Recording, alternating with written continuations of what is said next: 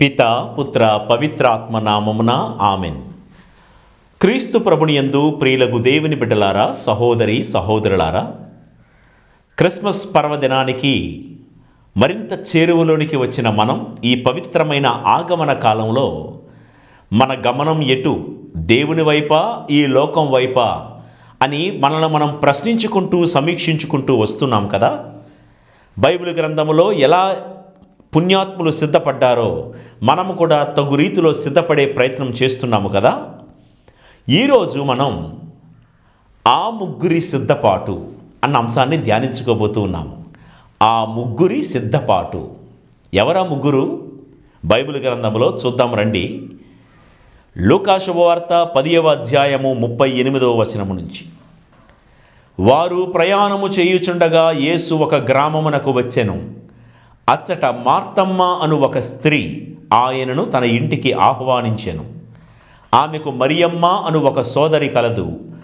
ఆమె ప్రభువు పాదముల చెంత కూర్చుండి ఆయన బోధలు వినుచుండెను. మార్తమ్మ పెక్కు పనులతో సతమతమగుచు ఆయన యొద్దకు వచ్చి, ప్రభూ, నా సహోదరి పనులన్నీయు నాపై వదిలి మీ చెంత కూర్చుని ఉండుట మీరు గమనించుటలేదా? నాకు సహాయము చేయుటకు ఆమెను పంపుడు అనెను.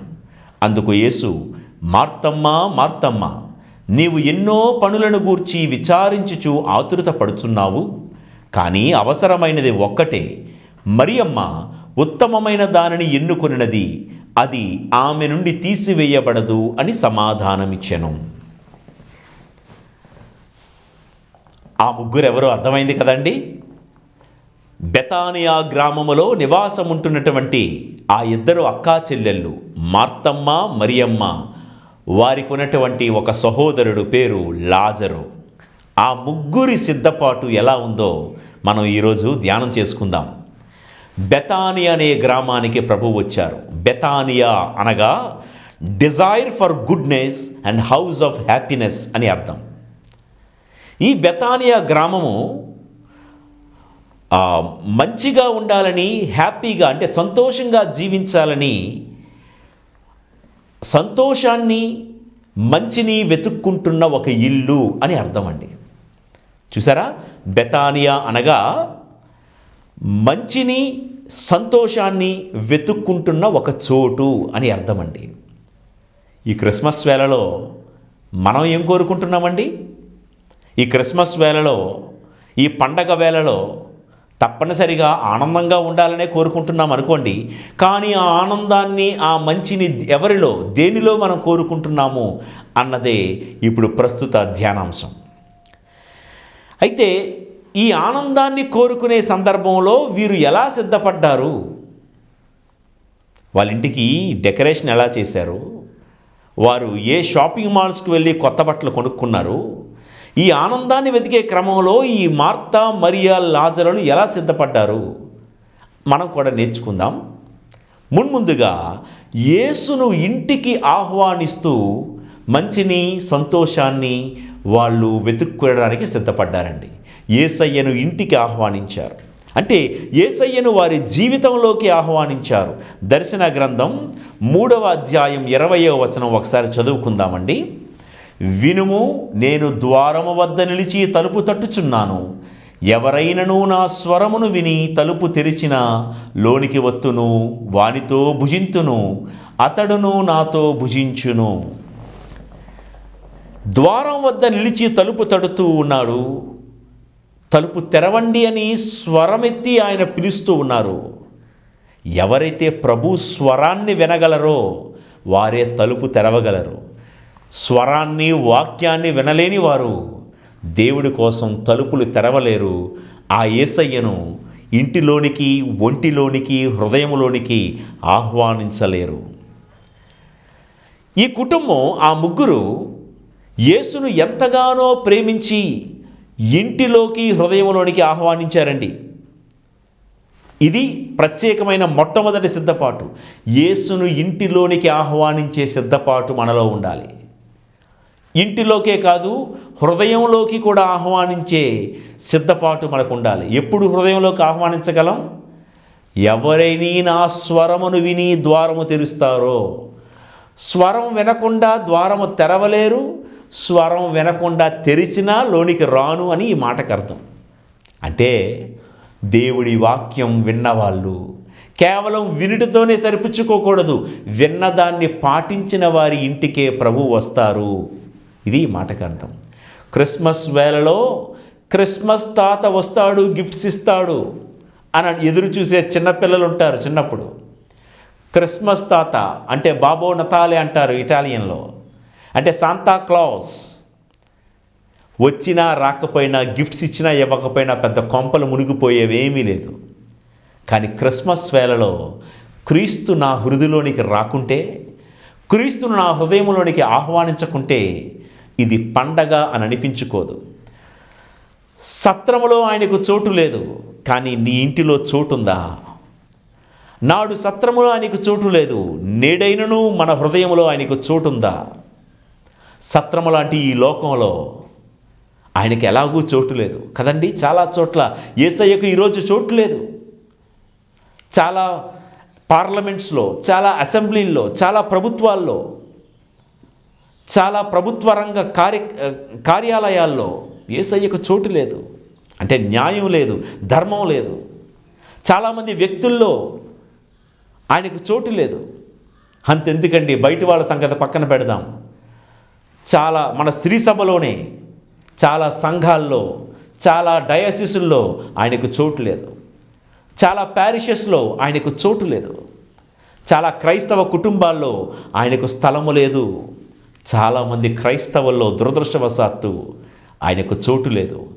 ఆయన సువార్తకు విలువ లేదు.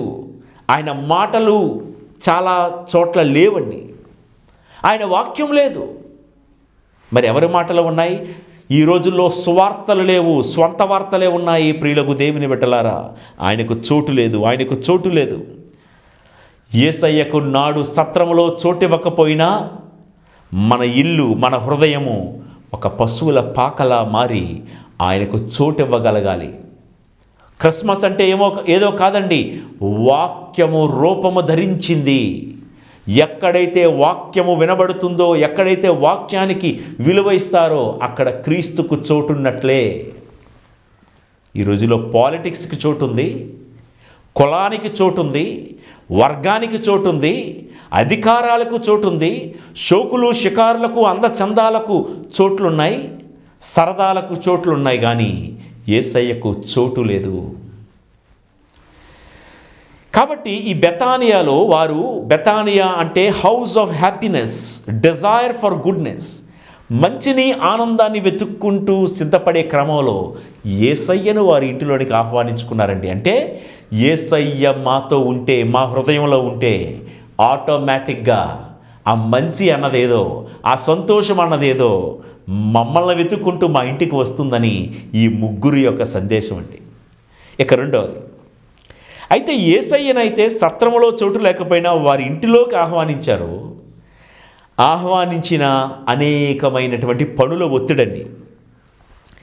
యేసుని ఇంటికి ఆహ్వానించినటువంటి ఆ కుటుంబంలో ముగ్గురుంటే ముగ్గురులో ఒక్కతే, మరియ ఒక్కతే యేసుని పాదాల చెంత కూర్చొని ఉత్తమమైన వాక్యాన్ని వింటుంది. వింటున్నారా? ముగ్గురులో ఒకరే, మరియా అనే ఆ స్త్రీ మాత్రమే యేసయ్య పాదాల చెంత కూర్చొని వాక్యం ఉంటుంది. అంటే పర్సెంటేజ్ చూడండి, ముగ్గురులో ఒక్కరే వింటున్నారు, మిగతా ఇద్దరు వినటం లేదనే కదా అర్థం. ముగ్గురులో ఒకరే వింటున్నారంటే 30 మందిలో ఎంతమంది వింటున్నట్లు? 300 మందిలో, 3 లక్షల మందిలో ఎంతమంది వింటున్నట్లు? పర్సెంటేజ్ చూసుకోండి. అంటే పోనీ మిగతా ఇద్దరు ఏమయ్యారు? లాజరు ఏమయ్యాడు మనకు తెలియదు. నేను అనుకుంటున్నాను జస్ట్ బయటికి వెళ్ళిపోయాడేమో. ఎందుకు వెళ్ళాడు తెలియదు. చాలామంది వాక్యం వినకుండా లాజరులాగా బయటికి వెళ్ళిపోతున్న వాళ్ళు చాలామంది ఉన్నారు. సరిగ్గా వాక్యం వినబడే సమయానికే ఏదో ఒక పనులు, ఏదో ఫోన్ మాట్లాడడం, సరిగ్గా ప్రసంగం ప్రారంభం అవుతున్నప్పుడే హలో అనుకుంటూ బయటికి వెళ్ళిపోయే వాళ్ళు మనం చూడటం లేదా? లాజరు ఏమయ్యాడో తెలియదు. ఇంటికైతే ఆహ్వానించాడు, బహుశా యేసయ్య కోసమే ఏదో తేడానికి వెళ్ళుంటాడు. కానీ వాక్యము వినాల్సిన టైములో యేసయ్య కోసం ఏదో తేడానికి, ఏదో పనున్నట్టు వెళ్ళిపోవడం సభ్యత కాదు. వాక్యం ఆయన మీతో మాట్లాడడానికే వచ్చాడు కాబట్టి ఆయనను వినాలి, ఆయనకు వినడమే కావాలి. తర్వాత మర్యాదల తర్వాత మార్త చూడండి, లాజరేమో బయటికి ఎక్కడికో వెళ్ళిపోయాడు, ఎటు వెళ్ళాడో తెలియదు, ఎప్పుడు వస్తాడో తెలియదు. మనలో చాలామందిలాగా మార్త అనేకమైన పనులతో సతమతమైపోతూ ఉంది. 127వ కీర్తన 2వ వచనం చదవండి. వేకువనే నిద్రలేచి రేయి పొద్దుపోయిన దాకా మేల్కొనియుండి కష్టపడి పనిచేసి పొట్టకూడు సంపాదించుట వ్యర్థము అని వ్రాయబడి ఉందండి. అక్కడ ఎంత కష్టపడినా ఉదయం నుంచి సాయంత్రం వరకు ఎంత కష్టపడి ఎంత పొట్టకూడు సంపాదించుకున్నా వ్యర్థము యేసయ్య లేకపోతే అని ఈ మాటకు అర్థం. అంటే ఇక్కడ ఈ మాటకు అర్థం కష్టపడొద్దు అని కాదండి, పనులకే ప్రాధాన్యత కాదు, యేసుకు ప్రాధాన్యత ఇస్తున్నామా లేదా అని. ఈ క్రిస్మస్ వేళలో మనకు ఎన్నో పనులు ఉంటాయి. పండగ వస్తుందనగానే ఇంటి శుభ్రం, వంటి శుభ్రం, వాహనాల శుభ్రం, డెకరేషన్స్ వగేరా వగేరా వగేరా ఎన్నో పనులు. పండగ రోజు వచ్చేస్తుందనగానే టెన్షన్లు పెరిగిపోతూ ఉంటాయి మనలో. అయ్యో అవ్వాల్సిన డెకరేషన్ ఇంకా అవ్వలేదే, అవ్వాల్సిన షాపింగ్ ఇంకా అవ్వలేదే, గ్రిప్ ఇంకా కట్టుకోలేదే, స్టార్ ఇంకా ఇంటి మీద పెట్టలేదే, రకరకాల ఎన్ని పనులున్నా మన ప్రాధాన్యత యేసయ్యకే ఇవ్వాలి, యేసయ్య వాక్యానికే వినాలి. ప్రియులకు దేవుని బిడ్డలారా, మత్తయి సువార్తలో 6వ అధ్యాయం 33వ వచనంలో ప్రభు అంటారు, మొదట ఆయన రాజ్యమును నీతిని వెదకండి. First seek the kingdom of God, తర్వాత మిగతావన్నీ నీకు సమకూర్చిపోతాయని ఆయనే చెప్పారు. ఓ మానవుడా, లోకమంతా సంపాదించి నీ ఆత్మను కోల్పోయినా నీకు ప్రయోజనం ఏముంది అన్న మాటలు. కాబట్టి యేసయ్యను ఇంట్లోకి ఆహ్వానించిన అనేకమైన పనుల ఒత్తిడిలో ముగ్గురులో ఒకరే వాక్యం వింటున్నారు, మిగతా ఇద్దరు ఎక్కడ? 10 మంది కుష్ఠరోగుల్లో ఒక్కడే వస్తే మిగతా 9 మంది ఎక్కడ? మన లెక్కల మాస్టర్ అయినటువంటి మన దేవుడు లెక్కలడిగే దేవుడు. ఆయన మీ ఇంట్లో 6 ఉంటే ఎంతమంది వాక్యం వింటున్నారని అడిగే దేవుడు ఆయన. లెక్కలు అడుగుతాడు ఆయన. ఉదయం నుండి సాయంత్రం వరకు పని చేసావు కరెక్టే, వాక్యం ఎంత విన్నావు, ఎంతసేపు వాక్యం చదువుకున్నావు, ఎంతసేపు నాతో గడిపావు వ్యక్తిగత ప్రార్థనలు అని ప్రభువు అడుగుతాడు. ఈ విధంగా సిద్ధపడాలి ప్రియులకు దేవుని బిడ్డలారా. ఇక యేసయ్య ఆ ఇంట్లో ఉన్నారు. మార్తమ్మేమో పనులు చేస్తుంది, మరియమ్మేమో వాక్యం వింటుంది, లాజరు ఏమయ్యాడో తెలియదు, అడ్రస్ గల్లంతు. అయితే యేసయ్య ఉన్న ఇంటిలో చూడండి, మరియపై మార్తమ్మ కోపం, విసుగు, ఫిర్యాదు.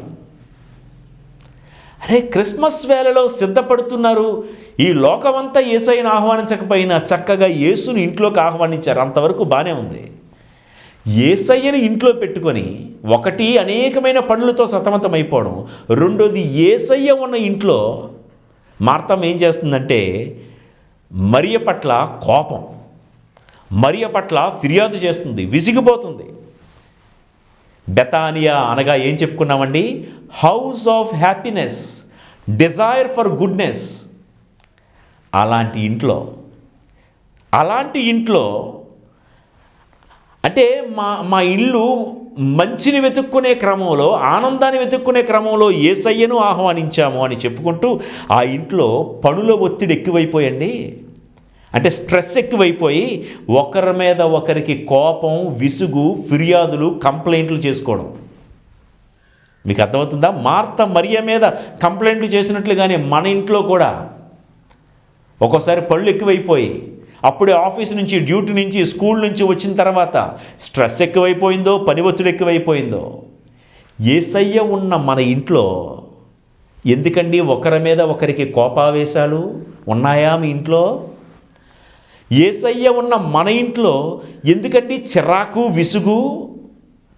యేసయ్య ఉంటున్న మన ఇంట్లో ఎందుకండి వాళ్ళ మీద వీళ్ళు, వీళ్ళ మీద వాళ్ళు ఫిర్యాదులు చేసుకోవడం? ఎందుకండి కంప్లైంట్లు? మన ఇంటి వాతావరణం ఒకవేళ ఇలా ఉందేమో. నా ఇంట్లో యేసయ్య ఉన్నారు అని చెప్పుకుంటూ బెతానియా అనే ఆ ఇంట్లో యేసయ్య ఉంటున్నప్పుడే మార్త మరియ పట్ల కోపం, విసుగు, ఫిర్యాదులు చేసినట్లుగా మనం కూడా యేసయ్యను అవమానిస్తున్నామేమో ఆయన ఇంట్లో పెట్టుకొని. కాబట్టి కోపంతో ఎన్నో మాటలు, ఎన్నో కేకలు, ఎన్నో బూతులు. యేసయ్య ఉన్న ఇంటిలో అంత అరాచకం జరుగుతుంటే ఆయన బాధపడ్డా. ప్రియులకు దేవుని బిడ్డలారా, మార్తమ్మ ఏమంటుందో తెలుసా? 40వ వచనంలో, ప్రభు, ఈ మరియ నా సహోదరి పనులన్నీ నాపై వదులుట మీరు గమనించటం లేదా? అంటే మన వాడుక భాషలో చెప్తాను, ఏమనుకోకండి. దానికి ఎలాగో బుద్ధి లేదు, మరి మీకు కూడానా అన్నట్టు.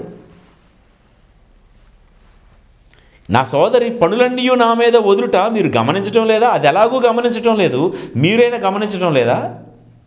దానికి ఎలాగూ బుద్ధి లేదు, మరి మీరు.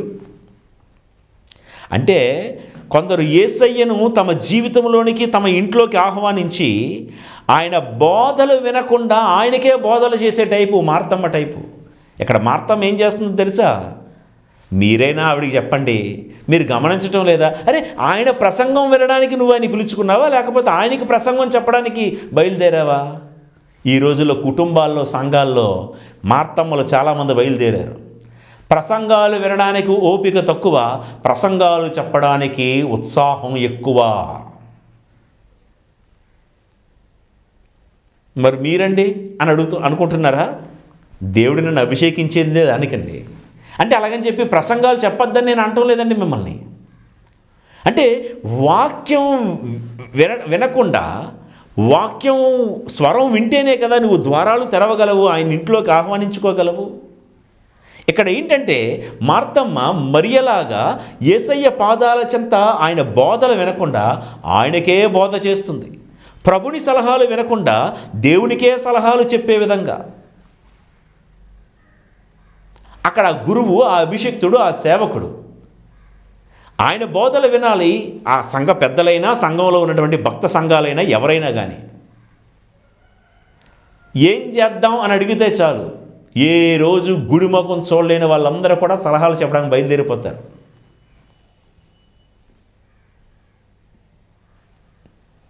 మళ్ళీ ఎక్కడ ఎలా ఉంటుందంటేనండి, ఈస్టర్కి ఒక్కసారి, క్రిస్మస్కి ఒక్కసారి గుడిముఖం చూసేవాళ్ళు కూడా మా సంఘం ఎలా ఉండాలని కూడా ప్రగల్భాలు చెప్పే సందర్భాలు చాలా ఉంటాయి మనలో. యేసయ్య ఉన్న ఇంటిలో చిరాకుల, విసుగుల, కోపాల, ఫిర్యాదుల.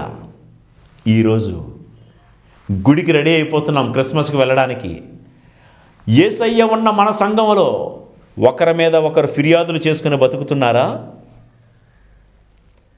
మా పీపీసీ సభ్యులు బాగోలేరండి, మా సంఘ పెద్దలు బాగోలేరండి, మా కౌన్సిల్ మెంబర్స్ బాగోలేరండి, మా ప్యారిష్ ప్రీస్ట్ బాగోలేరండి, మా అసిస్టెంట్స్ బాగోలేరండి, మా కోయర్ గ్రూపులు అన్నీ రాజకీయాలండి, అన్నీ పాలిటిక్స్ అండి, మా యూత్ గ్రూప్ అంతా కూడా వేస్ట్ బ్యాచ్ అండి.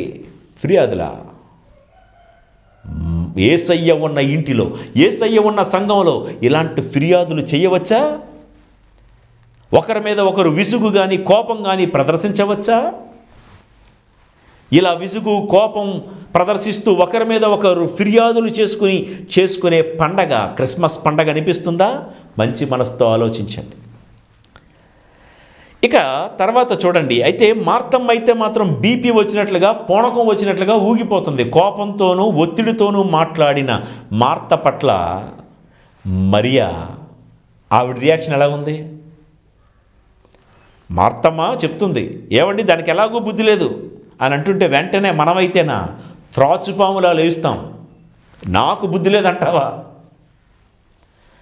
మరియ సైలెంట్గా ఉంది. యేసుప్రభు ఏమన్నారో తెలుసా? యేసుప్రభు రియాక్షన్ ఎలాగొంది తెలుసా? మార్తమ్మా, మార్తమ్మా అని ప్రేమగా మాట్లాడుతున్నారు ఆవిడతో. ఏమండి, మన లైఫ్లో మార్తమ్మ లాంటి వాళ్ళు మన చుట్టూ ఉంటారండి. మనం నచ్చకో, మనం చేసిన పని నచ్చకో, మన పట్ల కోపాన్ని, ఆవేశాన్ని, విసుగును, చిరాకును ప్రదర్శించేవాళ్ళు, మన మీద కంప్లైంట్ చేసుకునేవాళ్ళు, నువ్వు అలాంటోడివి, నువ్వు ఇలాంటి దానివి అని చెప్పేవాళ్ళు చాలామంది ఉంటారు. అలాంటి వారి పట్ల మరియ సైలెంట్గా ఉంది, రియాక్ట్ అయిపోలేదు. మన చుట్టూ ఉన్న ప్రపంచం మార్త లాంటి ప్రపంచం, మన కుటుంబం మార్త లాంటి కుటుంబం. ఎదుటివారి కోప్పడితే మరియలాగా మౌనంగా ఉండు, లేదా యేసయ్యలాగా ప్రేమతో మాట్లాడు. ఈ రెండే చెయ్యాలి. మనం నాగుపాములం త్రాచుపాములం కాదు బుసలు కొట్టడానికి. నన్ను అన్నేసి మాటలు అంటావా, నువ్వెంత, నీ బతుకెంత, ఇలాంటి డైలాగులు మాట్లాడకూడదు. మనం మార్త లాంటి ప్రపంచంలో బతుకుతున్నాం. మనం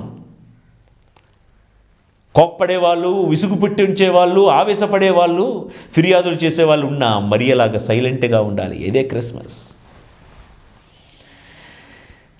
పేతురు గారు రాసిన మొదటి లేఖ 5వ అధ్యాయం 7వ వచనంలో, ఆయన మీ పట్ల శ్రద్ధ చూపును, మీ విచారములన్నీ ఆయనపై మోపుడు. అంతే. ఎవరో కోప్పడ్డారని మనం కృంగిపోకూడదు, ఎవరో ఏదో అన్నారని మనం రియాక్ట్ అయిపోకూడదు, ఎవరో మన మీద కంప్లైంట్ చేశారని మనం వాపోకూడదు. మీ విచారములన్నీ ఆయనపై మోపండి చాలు. Be silent, be quiet. అలా ఉండగలమా? అందుకే ఈ ఆగమన కాలం, అదే సిద్ధపాటు. నేను ఉండలేనండి అంటే పండగ చేసుకోవద్దు. కేవలం క్రిస్మస్ పండగ చేసుకునేది దేనికండి? ప్లమ్ కేక్ తినడానికా, లేకపోతే కేకులు కోసుకొని ఫోటోలు దిగి ఎంజాయ్ చేయడానికా? కాదు కదా. ఫిలిప్పీలకు వ్రాయబడిన లేఖ 4వ అధ్యాయం 4వ వచనంలో పౌలు గారు ఏమన్నారో తెలుసా? Rejoice, always rejoice. ఆనందించుడి, మరలా చెప్పుచున్నాను, ఆనందించుడి, సర్వదా ఆనందించుడి. ఆనందంగా ఉండాలండి.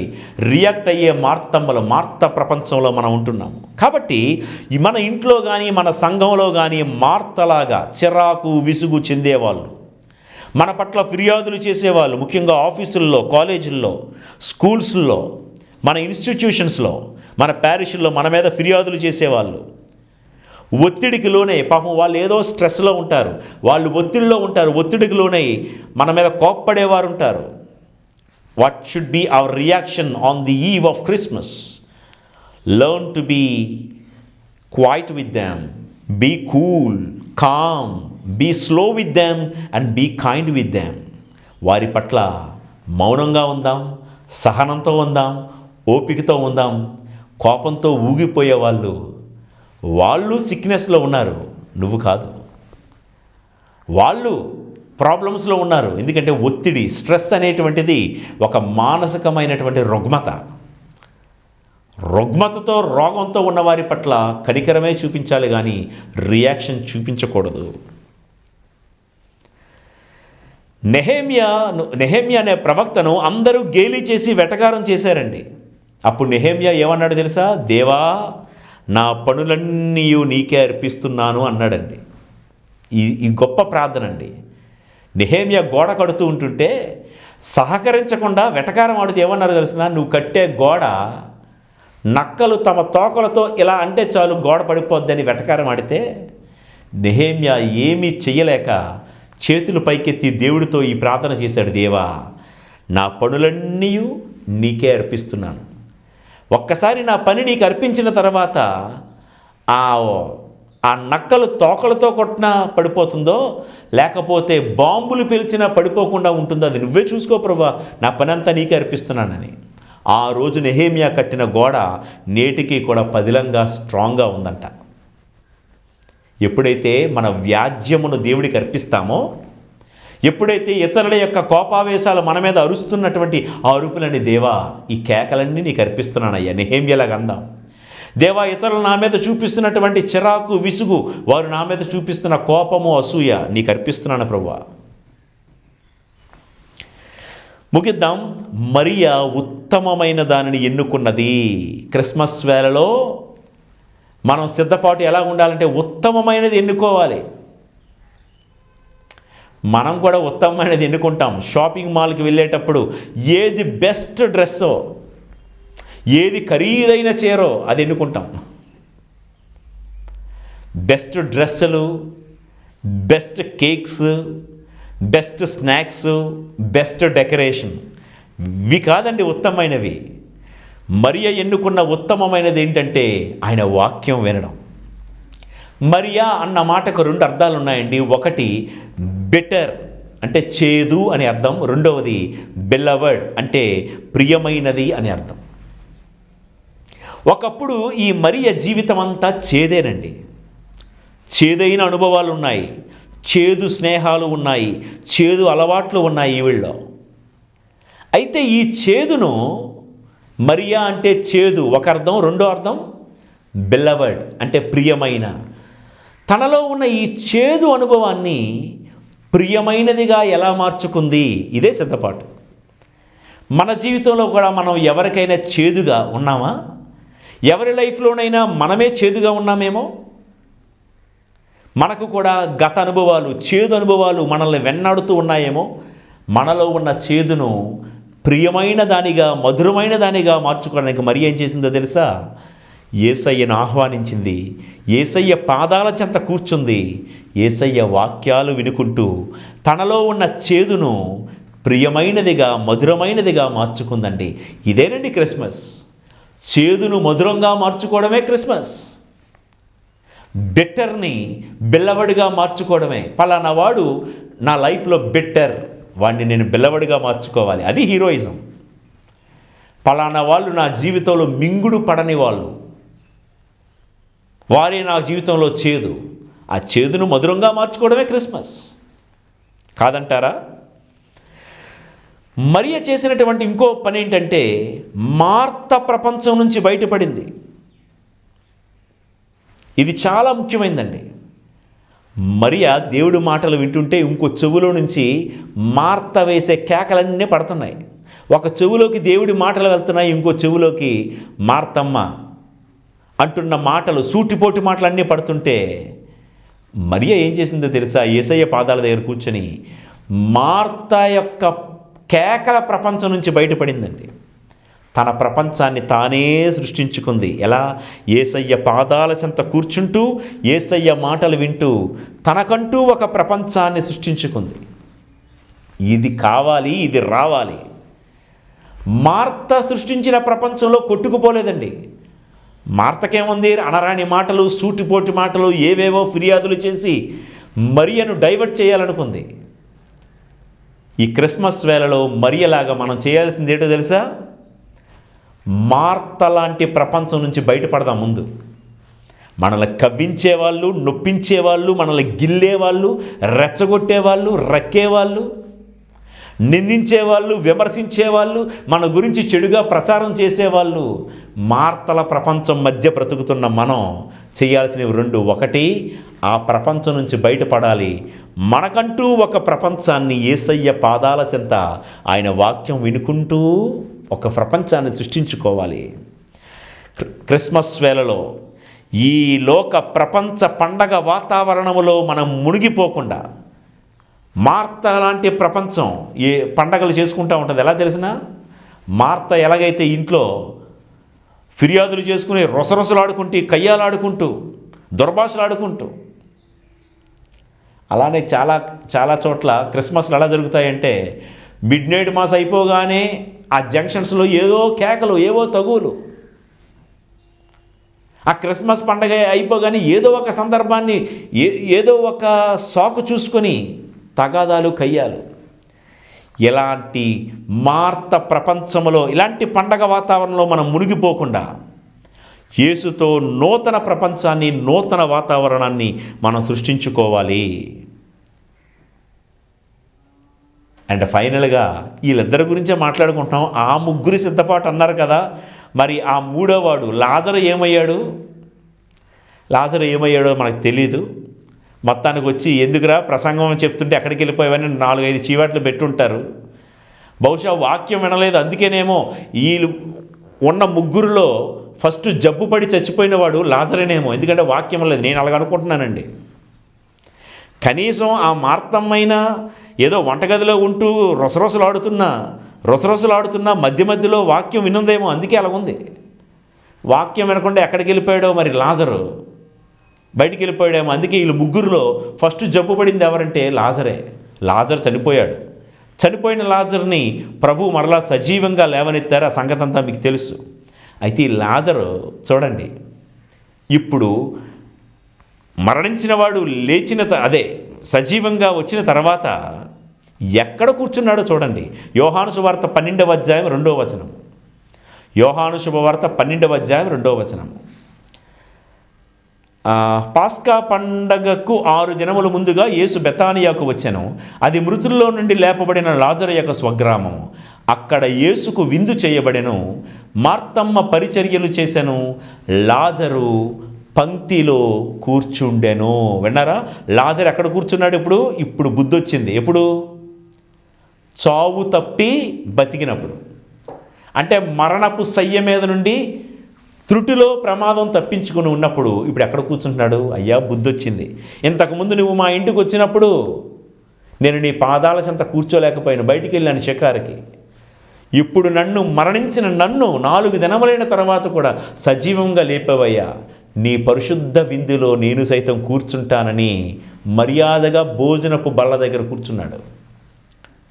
ఇది దివ్య బలి పూజలో ఆయనతో పాటు కూర్చోవడం అంటే అది క్రిస్మస్. క్రిస్మస్ వేళలో హడావిడి పేరిట పూజలో సరిగ్గా కూర్చోరు చాలామంది. యేసయ్యతో పాటు పంక్తిలో కూర్చోవడం అంటే దివ్య సప్రసాదపు విందు బల్ల దగ్గర కూర్చోవడం. అది క్రిస్మస్. నిజమే, ఒకప్పుడు ఇంటికి ఆహ్వానించి ఖాతరు చేయకుండా బయటికి వెళ్ళిపోయాడు. అందుకే చావు కొని తెచ్చుకున్నాడేమో. చేసిన తప్పు తెలుసుకొని ఈ క్రిస్మస్లోనైనా నేను నా ప్రభువుతో పాటు భోజన పంక్తిలో కూర్చుంటాను. అది సిద్ధపాటు. కాబట్టి ప్రియులకు దేవుని బిడ్డలారా, యేసుతో పాటు కూర్చోవడమే, ఆయనతో పాటు విందులో పాల్గొవడమే నిజమైన క్రిస్మస్. మరియ యేసయ్యతో కూర్చుంది. She listen to the word of God. లాజరు పంక్తిలో కూర్చున్నాడు, participated in the Eucharistic celebration, and that is the Holy Mass, the combination of the Word of God and the bread and wine and the body and blood of Jesus Christ, the Eucharist. This is the combination of Christmas. This is the combo of Christmas. మనం ఎక్కడ కూర్చోవాలి అంటే మన Christmas సమయంలో వాక్యం వినబడే చోట కూర్చోవాలి. దివ్య బలి పూజ జరుగుతున్న బల్ల దగ్గర కూర్చోవాలని ఈ ముగ్గురి సిద్ధపాటు. మార్త అదే ఇంటిలో పుట్టి పెరిగిన కొంచెం తను చేసేది తప్ప అంటే తప్పు కాదు, మంచి పనులే చేస్తుంది. కాకపోతే ప్రభు అంటున్నాడు, ఏది ఉత్తమమైనది? మనం అనుకుంటాం ఎన్నో పనులు, ఆ పనులు ఈ పనులు చేయడం, అంతా ఇవన్నీ చేయకపోతే ఎవరు చేస్తారు? ప్రభు అంటున్నాడు, ఉత్తమమైనది ఏదో తెలుసుకో. పనులు చెయ్యాలి. అలాగని చెప్పి అలా కూర్చొని దేవుడా దేవుడా అంటే ఏ పని చేయకుండా ఉంటే అది కూడా దేవుడు మెచ్చుకోడు.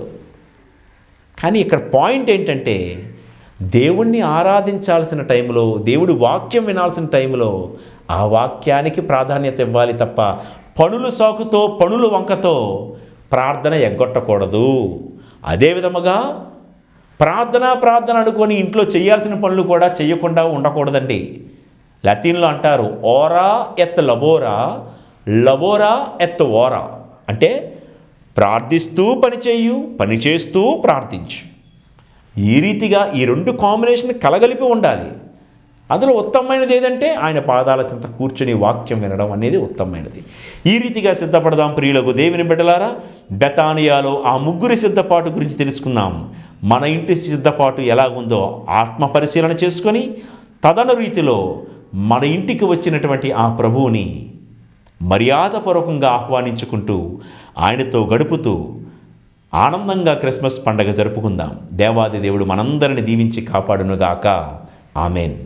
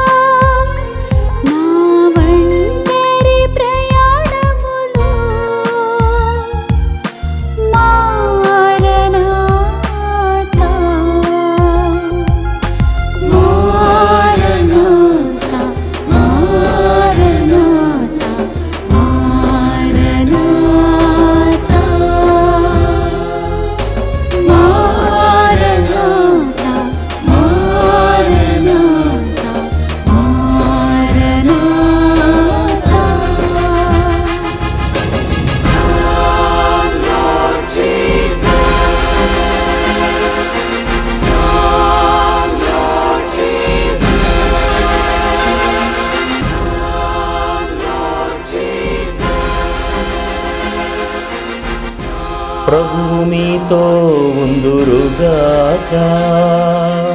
మీ ఆత్మతోనూ ఉండునుగాక.